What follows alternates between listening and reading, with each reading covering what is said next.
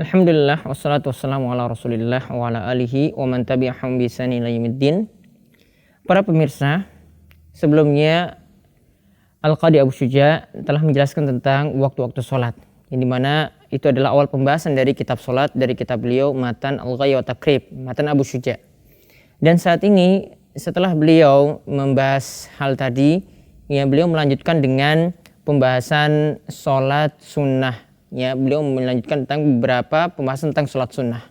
Sebelumnya beliau menyinggung tentang syarat-syarat wajibnya sholat, yaitu beliau katakan bahwasanya syarat wajibnya sholat yaitu Islam.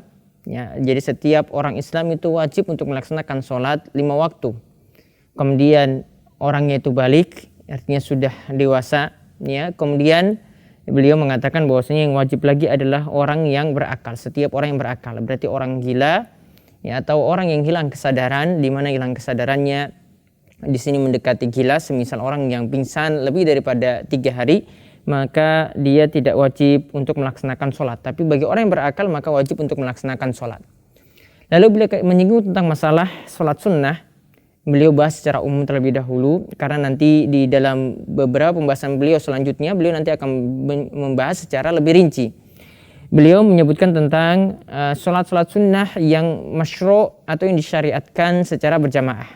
Beliau katakan ada 5 sholat sunnah di sini yang disyariatkan secara berjamaah. Yang pertama adalah sholat Idul Fitri, ya, dan yang kedua adalah sholat Idul Adha, Aidain, sholat Idul Fitri dan sholat Idul Adha.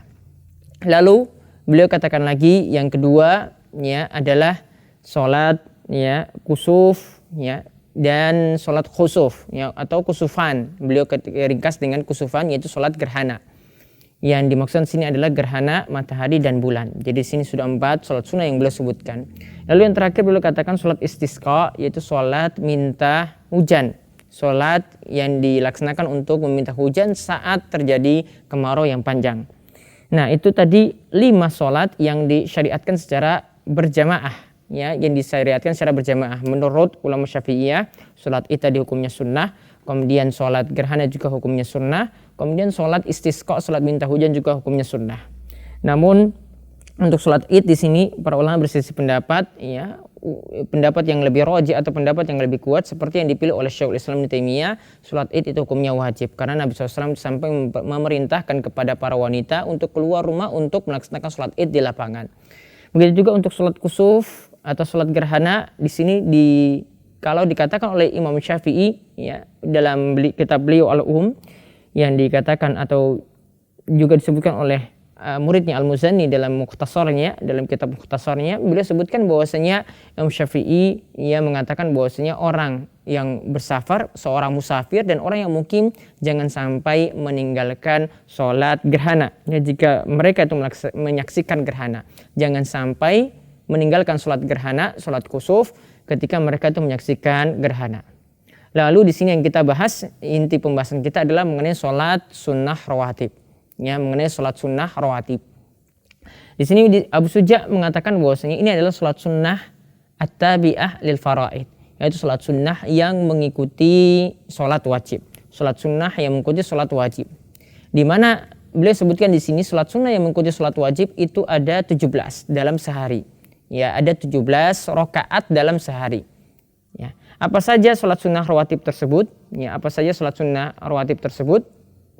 Ya, yang pertama beliau katakan sholat sunnah rawatib, ya, adalah 2 rakaat sebelum subuh, ya, atau sholat sunnah fajar. 2 rakaat sebelum subuh atau sholat sunnah fajar. Di mana untuk sholat yang satu ini Nabi SAW itu tidak pernah meninggalkannya walaupun beliau sedang bersafar. Beliau terus menjaga sholat sunnah subuh ini. Dan keutamaannya sebagaimana yang Nabi SAW sebutkan, sholat sunnah qobliyah subuh atau sholat sunnah fajar ini dikatakan khairum minat dunya wa ma fiha. Siapa yang menjaganya maka dia mendapatkan yang lebih baik daripada dunia dan seisinya. Itu 2 rakaat yang pertama, yaitu 2 rakaat sebelum subuh. Kemudian selanjutnya Abu Syuja mengatakan lagi arba'un qabla zuhri, yaitu 4 rakaat sebelum zuhur. 4 rakaat sebelum zuhur. Kalau dikatakan 4 rakaat sebelum zuhur, maka lebih afdol dikerjakan 2 rakaat salam, 2 rakaat salam. Kenapa demikian? Karena Nabi SAW itu mengatakan tentang sholat sunnah yang dikerjakan di malam hari dan di siang hari, beliau katakan salatul laili wan nahar masna masna. Salat sunnah yang dikerjakan di malam hari ataupun di siang hari hendaklah dikerjakan 2 rakaat salam, 2 rakaat salam. Lalu selanjutnya beliau katakan lagi wa rakaatani ba'dahu. Ada lagi salat sunnah rawatib setelah zuhur, yaitu 2 rakaat setelahnya. Ada 2 rakaat setelah zuhur. Ya, jadi ada 4 rakaat sebelum zuhur dan ada 2 rakaat sesudah zuhur.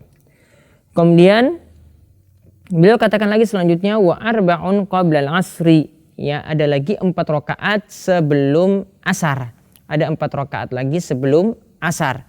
Ya, jadi di sini beliau mengambil pendapat sebelum asar itu ada sholat sunnah yang mengiringinya. Namun kalau kita melihat dari atau menilik dari hadis Aisyah radhiyallahu anha yang menjelaskan tentang keutamaan sholat sunnah rawatib, yaitu barang siapa yang menjaga sholat sunnah rawatib dalam sehari itu 12 rakaat maka akan dibangunkan baginya rumah di surga. Untuk 4 rakaat sebelum asar di sini tidak disebutkan. Namun tentang hal ini disebutkan dalam hadis tersendiri, yaitu dalam hadis yang marfu dari Ibnu Umar radhiyallahu anhuma di mana disebutkan rahimallahu imra'an shalla qabla al-asri arba'an.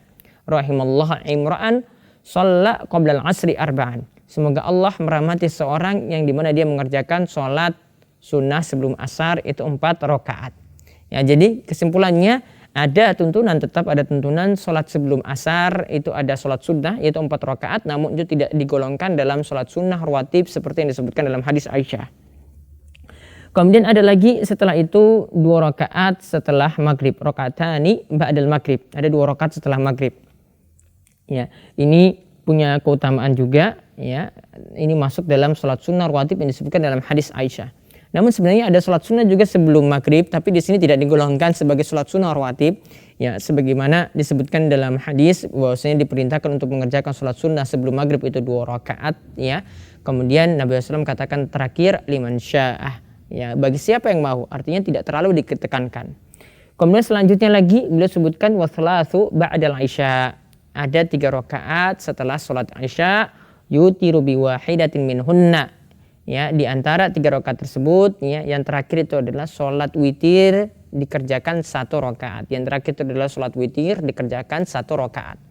Maka kalau kita total tadi, ya, ditambah dengan sholat setelah isya ini 3 rakaat, ya, 2 rakaat setelah isya, ba'dal isya, ba'diyah isya, kemudian ditambahkan 1 rakaat untuk sholat witir, totalnya semua itu adalah dalam sehari itu ada 17 rakaat. Totalnya dalam sehari itu adalah 17 rakaat. Namun kalau kita menilik tadi, kita melihat dalam hadis Aisyah yang patut kita jaga adalah 2 rakaat sebelum subuh, kemudian ada 4 rakaat sebelum zuhur, kemudian ada 2 rakaat sesudah zuhur, kemudian ada 2 rakaat sesudah maghrib, dan ada 2 rakaat sesudah isya. Kalau di total yang dimaksudkan dalam hadis Aisyah ada 12 rakaat dalam sehari. Maka kalau ini rutin dijaga, ya, artinya terus dijaga setiap harinya, jangan sampai bolong, maka dijanjikan oleh Nabi SAW orang seperti itu akan dibangunkan baginya rumah di surga. Maka di sini para pemirsa, itulah yang disampaikan secara ringkas oleh Abu Syuja tentang 17 rakaat dalam sehari yang mengiringi sholat wajib, dan juga tadi disinggung tentang sholat-sholat sunnah yang dikerjakan secara berjamaah. Mudah-mudahan kita terus diberikan taufik oleh Allah Subhanahu wa taala untuk beramal soleh. Wabillahi taufik. Wassalamualaikum warahmatullahi wabarakatuh.